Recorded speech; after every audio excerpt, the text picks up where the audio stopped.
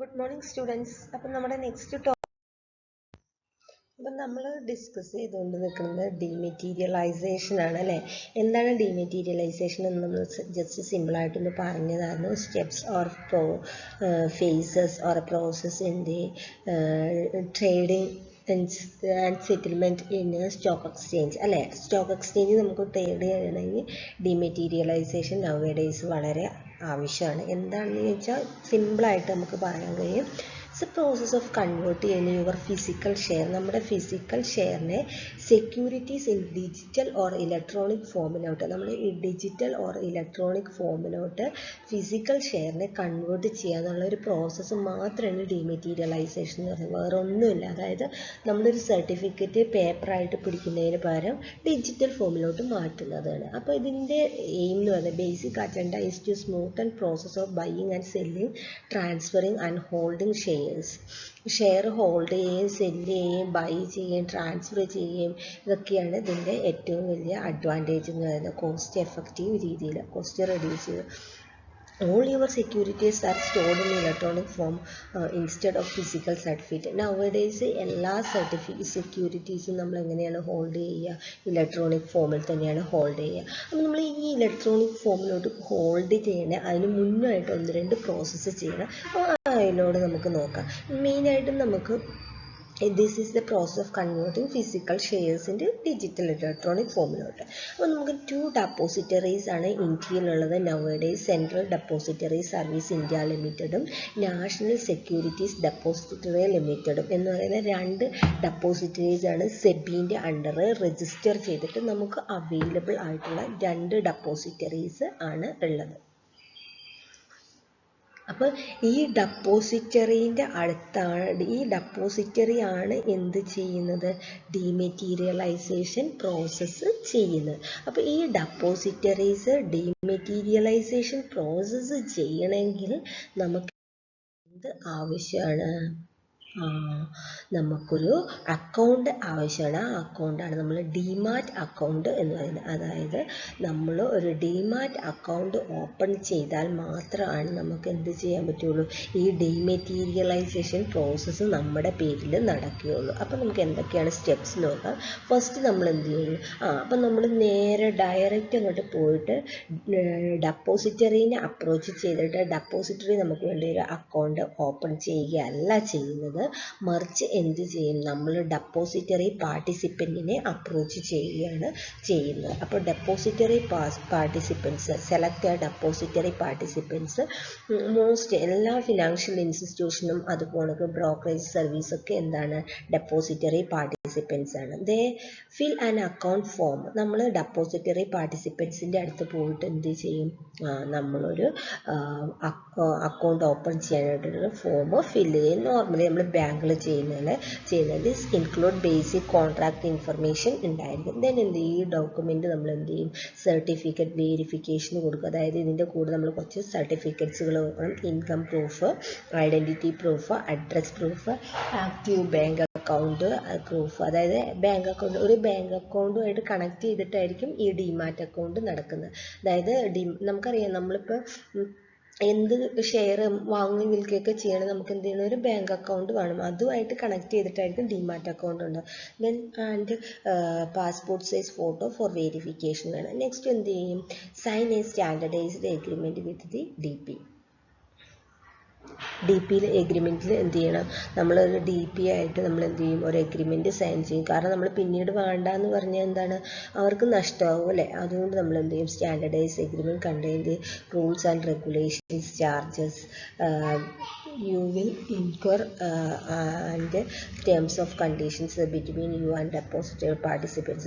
Depository പാർട്ടിസിപ്പൻസും ആയിട്ടുള്ള എല്ലാവിധ കണ്ടീഷൻ സാറ്റിസ്ഫൈ ചെയ്യാൻ വേണ്ടിയിട്ട് എന്ത് ചെയ്യും? നമ്മൾ ഈ എഗ്രിമെൻറ്റ് എന്ത് ചെയ്യും? നമ്മൾ സൈൻ ചെയ്യുന്നുണ്ടായിരിക്കും. Then verification of a document. അതായത് DPയിലെ ഡെപ്പോസിറ്ററി പാർട്ടിസിപ്പൻറ്റിലെ ആ ഓർഗനൈസേഷനിലെ ആൾക്കാരെന്ത് ചെയ്യും? നമ്മുടെ സ്റ്റാഫ് നമ്മുടെ സർട്ടിഫിക്കറ്റ്സ് വെരിഫൈ ചെയ്യും. വെരിഫിക്കേഷൻ ക്ലിയർ ആയി കഴിഞ്ഞാൽ ഡിമാറ്റ് അക്കൗണ്ട് ഓപ്പൺ ആവും. ദെൻ നമുക്കൊരു നമ്പറും ഐഡിയും ജനറേറ്റ് ചെയ്ത് കിട്ടും. അപ്പോൾ നമ്മളൊരു ബാങ്കിൽ അക്കൗണ്ട് ഓപ്പൺ ചെയ്യുന്ന സെയിം രീതിയിൽ തന്നെയാണ് നമ്മൾ ഇവിടെ ഒരു ബാങ്ക് അക്കൗണ്ടിൻ്റെ കണക്ട് ചെയ്തിട്ടാണ് ചെയ്യുന്നതെന്ന് മാത്രമല്ല, അതുപോലെ നമുക്ക് എല്ലാ വേരിഫിക്കേഷനും നടക്കണം. അങ്ങനെ നമ്മൾ എന്ത് ചെയ്യും, ഡെപ്പോസിറ്ററി പാർട്ടിസിപ്പൻസ് നമുക്ക് വേണ്ടിയിട്ട് എന്ത് ചെയ്യും, ഒരു ഡിമാറ്റ് അക്കൗണ്ട് ഓപ്പൺ ചെയ്യും. ഓക്കെ, അതായത് ആക്ച്വലി നമുക്ക് ഡിമെറ്റീരിയലൈസേഷൻ പ്രോസസ്സ് ഡെപ്പോസിറ്ററി നമുക്ക് വേണ്ടിയിട്ട് ചെയ്യണമെങ്കിൽ ആദ്യം എന്ത് ചെയ്യണം, ഒരു അക്കൗണ്ട് ഓപ്പൺ ചെയ്യണം. അതപ്പം നമ്മൾ ഡയറക്റ്റ് ഡെപ്പോസിറ്ററിനെ അപ്രോച്ച് ചെയ്യുകയല്ല ചെയ്യുന്നത്, ഡെപ്പോസിറ്ററി പാർട്ടിസിപ്പൻസിനെ നമ്മൾ അപ്രോച്ച് ചെയ്യുകയാണ് ചെയ്യുന്നത്. അപ്പോൾ ത്രൂ ഡെപ്പോസിറ്ററി പാർട്ടിസിപ്പൻസ് കൂടിയാണ് നമ്മൾ ഈ അക്കൗണ്ട് ഓപ്പൺ ചെയ്യുന്നത്. Then benefit of A demat account. Demat അക്കൗണ്ടിൻ്റെ ബെനിഫിറ്റ് എന്തൊക്കെയാണെന്ന് നോക്കാം. ഈസി ആൻഡ് കൺവീനിയൻ്റ് ആണ്. നമുക്കറിയാം, നമുക്കൊരു ബാങ്ക് അക്കൗണ്ട് ത്രൂ ഇപ്പം നമുക്കറിയാം നമ്മളൊരു ഗൂഗിൾ പേയോ അല്ലെങ്കിൽ നമ്മളൊരു സ്ക്രിൽഡോ അല്ലെങ്കിൽ പേപ്പാളോ പേനീറോ അങ്ങനെയുള്ള ഏതെങ്കിലും ഇലക്ട്രോണിക് ഫോമിലുള്ള അക്കൗണ്ട്സുകൾ ഉപയോഗിച്ച് കഴിഞ്ഞാൽ ബാങ്ക് അക്കൗണ്ട് ഡയറക്റ്റുള്ള ബാങ്കിൽ പോയിട്ടുള്ള ട്രാൻസാക്ഷനുകൾ വളരെ സിമ്പിളാണ്. അതേമാതിരി തന്നെയാണ് ഈസി ആൻഡ് കൺവീനിയൻ്റ് ആണ് ഇനി ഇലക്ട്രോണിക് ഫോമിൽ ഉള്ളതെന്ന് പറയുന്നത്. ദെൻ ഫണ്ട് ട്രാൻസ്ഫർ ആണ്. ഫണ്ട് ട്രാൻസ്ഫറും ഡിമാറ്റ് അക്കൗണ്ടിൽ കൂടി നമ്മൾ എന്ത് ചെയ്യുക, വളരെ ഈസിയാണ്. നമുക്കറിയാം ബാങ്കിൽ പോയി ക്യൂ നിന്നിട്ടൊരു ഫണ്ട് ട്രാൻസ്ഫർ ചെയ്യുന്നതിന് വളരെ സിമ്പിളാണ്. നമ്മളൊരു ഗൂഗിൾ പേയോ പേപ്പാളോ പേനീറൊക്കെ ഉപയോഗിച്ചിട്ട് അല്ലെ സ്ക്രിൽഡൊക്കെ ഉപയോഗിച്ചിട്ട് നമ്മളൊരു ട്രാൻസാക്ഷൻ നടത്തുക. നമുക്കറിയാം നമ്മുടെ അടുത്തിപ്പം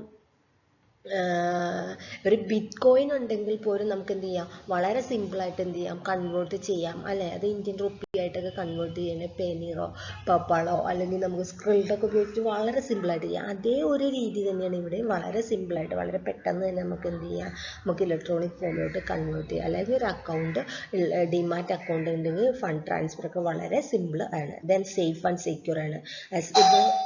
ഇതെന്ന് പറയുന്നത് വളരെ സേഫ് ആൻഡ് സെക്യൂർ ആയിട്ടുള്ള ഒരു അക്കൗണ്ടാണ് ഓപ്പൺ ചെയ്യുന്നത്. സേഫ് ആൻഡ് സെക്യൂർ ആയിട്ടുള്ള ഒരു അക്കൗണ്ടാണ് ഓപ്പൺ ചെയ്തുകൊണ്ട് നിൽക്കുന്നത്. അതായത് നമ്മൾ ഈ ഓപ്പൺ ചെയ്യുന്ന അക്കൗണ്ട് എന്ന് പറയുന്നത് വളരെ സേഫ് ആൻഡ് സെക്യൂർ ആയിരിക്കും. അതായത് ഡിമാറ്റ് അക്കൗണ്ടിൽ കൂടി നമ്മൾ ഒരു അക്കൗണ്ട് ഓപ്പൺ ചെയ്ത് കഴിഞ്ഞാൽ എന്ന് പറയുന്നത് വളരെ സേഫ് ആയിരിക്കും ആസ് കമ്പയർഡ് ടു അതർ. അതായത് നമ്മളൊരു പണ്ടൊക്കെ ഉപയോഗിച്ചിരുന്ന ഒരു ഷെയർ സർട്ടിഫിക്കറ്റ്സ് ഉപയോഗിക്കുന്നതിലും വളരെ സേഫാണ് ത്രൂ ഡിമാറ്റ് അക്കൗണ്ടിൽ കൂടി നമ്മൾ ട്രാൻസാക്ഷൻ നടത്തുന്നത്. അപ്പോൾ ഈസി ആൻഡ് കൺവീനിയൻ്റ് ആണ്, fund transfer safe and secure ആണ്. നെക്സ്റ്റ് വൺ എന്ന് പറഞ്ഞാൽ in this case nomination facility available ആണ്. ത്രൂ ഡിമാറ്റ് അക്കൗണ്ടിൽ കൂടി നമുക്ക് എന്താണ്, നോമിനേഷൻ ഫെസിലിറ്റിയും അവൈലബിൾ ആണ്. ഡിമാറ്റ് അക്കൗണ്ട് ഓപ്പൺ ചെയ്ത് കഴിഞ്ഞാൽ അതിൽ കൂടി നമുക്ക് എന്ത് ചെയ്യാം, നോമിനേഷൻ ഫെസിലിറ്റി അവൈലബിൾ ആണ്. ബാങ്ക് അക്കൗണ്ട് പോലെ വളരെ എന്താണ് അഡ്വാൻറ്റേജ് ആണ് അല്ലേ. നമുക്കറിയാം നമ്മുടെ ആബ്സെൻസിൽ നോമിനിക്ക് അത് ഉപയോഗിക്കാം. ദെൻ പേപ്പർലെസ് ആണ്. ഇതും നമുക്ക് അറിയാവുന്ന അഡ്വാൻറ്റേജ് തന്നെ. One of the main benefit തന്നെ എന്ന് പറഞ്ഞാൽ പേപ്പർലെസ് ആണ്. നമുക്കതായത് ഒരു പേപ്പറായിട്ടൊരു സർട്ടിഫിക്കറ്റ്സ് ആയിട്ട് നമ്മൾ വെച്ച് കഴിഞ്ഞാൽ എന്താ നഷ്ടപ്പെടാനുള്ളൊക്കെ ചാൻസ് ഉണ്ടായിരിക്കും. ത്രൂ ഡിമാറ്റ് അക്കൗണ്ട് ആകുമ്പോൾ ആ ചാൻസ് ഒക്കെ അവോയ്ഡ് ചെയ്ത് കിട്ടുന്നുണ്ട്. ജസ്റ്റ് നിങ്ങളൊന്ന് വായിച്ച് നോക്കിയാൽ തന്നെ അറിയാം, ഇത് സിമ്പിളാണ്, അതുകൊണ്ട് ഞാൻ വായിച്ചിട്ടില്ലാത്ത. Then loan facility. Through these account ഉപയോഗിച്ചുകൊണ്ട് നമുക്ക് എന്ത് ചെയ്യാം, ലോൺ ഫെസിലിറ്റി, അതായത് ഈ അക്കൗണ്ടിൽ ഇത്ര ഷെയർ ഉണ്ടെന്നുള്ള രീതിയിൽ നമുക്ക് എന്ത് ചെയ്യാം, ലോൺ എടുക്കാം. നോർമലി ഒരു ഷെയർ സർട്ടിഫിക്കറ്റ് കൊണ്ട് കൊടുത്തിട്ട് ലോൺ എടുക്കുന്നതിന് പകരം നൗഡേയ്സ് എന്താണ്, ഇലക്ട്രോണിക് ഫോമിലാണ്. സോ ലോൺ ഫെസിലിറ്റിയും അവൈലബിൾ ആണ്. ദെൻ ഈസിലി ട്രേസബിൾ ആണ്, വളരെ പെട്ടെന്ന് ട്രേസ് ചെയ്യാനും കഴിയും. അപ്പോൾ ഇതൊക്കെയാണ് advantage of A demat account. അപ്പം നമുക്ക് ഡിമാറ്റ് അക്കൗണ്ടിന് ഡിമെറ്റീരിയലൈസേഷൻ എന്ന് പറയുന്ന പ്രോസസ്സ് നടത്തണമെങ്കിൽ എന്ത് വേണം, ഡിമാറ്റ് അക്കൗണ്ട് വേണം. ഡിമാറ്റ് അക്കൗണ്ട് നമ്മൾ ഓപ്പൺ ചെയ്യുന്നത് ആരുടെ അടുത്താണ്, ഡെപ്പോസിറ്ററീൻ്റെ അടുത്താണ്. അപ്പോൾ ആ ഡെപ്പോസിറ്ററി എന്ന് പറഞ്ഞാൽ ഇന്ത്യയിൽ 2 എണ്ണമാണ് ഉള്ളത്. 2 ഡെപ്പോസിറ്ററിയാണ് നമുക്ക് അവൈലബിൾ ആയിട്ട് ഉള്ളത്. അപ്പോൾ ആ 2 ഡെപ്പോസിറ്ററിനെ ഒരിക്കലും നമുക്ക് എന്ത് ചെയ്യാൻ പറ്റില്ല, ഡയറക്റ്റ് അപ്രോച്ച് ചെയ്യാൻ പറ്റുകയില്ല. അപ്പോൾ നമ്മൾ ത്രൂ ആരിൽ കൂടിയാണ് ഈ ഡെപ്പോസിറ്ററിനെ അപ്രോച്ച് ചെയ്യുന്നത്, നമ്മൾ ഡെപ്പോസിറ്ററി പാർട്ടിസിപ്പൻസിൽ കൂടിയാണ് എന്ത് ചെയ്യുന്നത്, ഇത് അപ്രോച്ച് ചെയ്യുന്നത്. അപ്പോൾ നമുക്കൊരു ഷെയർ വാങ്ങണമെങ്കിൽ നമ്മൾ ഡെപ്പോസിറ്ററി പാർട്ടിസിപ്പൻസിൽ കൂടി ആയിരിക്കും ആ ഷെയർ അപ്രോച്ച് ചെയ്തിട്ട് ആ ഡെപ്പോസിറ്ററി പാർട്ടിസിപ്പൻസ് ഡെപ്പോസിറ്ററിൻ്റെ അടുത്തൊരു ഡിമാറ്റ് അക്കൗണ്ട് നമുക്ക് വേണ്ടിയിട്ട് ഓപ്പൺ ചെയ്യുന്നുണ്ടായിരിക്കും. ത്രൂ ആ ഡിമാറ്റ് അക്കൗണ്ടിൽ കൂടി നമുക്ക് ഡിമെറ്റീരിയലൈസേഷൻ പ്രോസസ്സ് ചെയ്യാൻ കഴിയും. ഓക്കെ, ക്ലിയർ ആയില്ലേ?